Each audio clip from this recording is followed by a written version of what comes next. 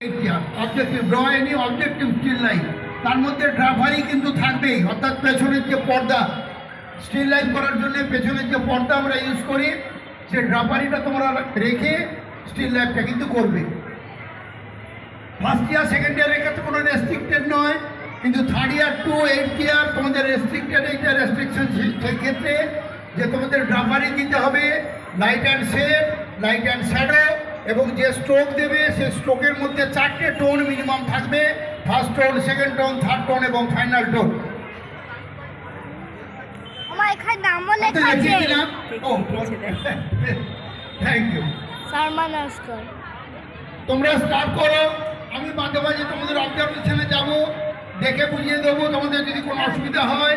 যারা পেন্সিলের কাজ করবে বি রিমেম্বার, পেন্সিলের কাজ যারা করবে লাইন ড্রয়িং অথবা স্ট্রোক ড্রয়িং, এগুলো কোনোভাবে কালার দেবে না, উইদাউট কালার।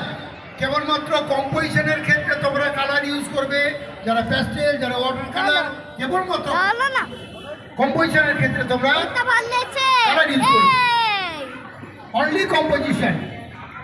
কালার কম্পোজিশন এইটা পছন্দ হলো ক্ষেত্রে তোমরা ইঙ্ক বা কালার চলো না, খিদে পাচ্ছে। চুপ কর।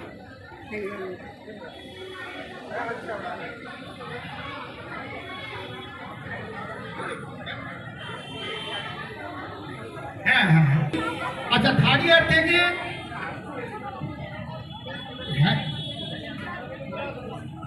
থার্ড ইয়ার থেকে এইট ইয়ার আমি কম্পোজিশনের ক্ষেত্রে পরে আবার অ্যানাউন্স করছি, বাকিদের তো সব বলেই দিলাম। থার্ড ইয়ার থেকে কম্পোজিশন যেটা হবে সেটা অ্যানাউন্স করবো পরে, কারণ তোমাদের সাবজেক্টিভ কম্পোজিশন হবে। তোমরা যে ছবিটা আঁকবে সেটা একটা বিষয়, যে কোনো একটা বিষয়, মানে তোমার সিলেক্টিভ সেলফ জাজমেন্টশিপ থাকবে, তোমার সিলেক্টিভ যে কোনো একটি বিষয়ের উপর ছবিটা করতে হবে। ফর এক্সাম্পল গ্রামের পুকুর, গ্রামের রাস্তা, নদীর ধারে, এই ধরনের village road, village pond, village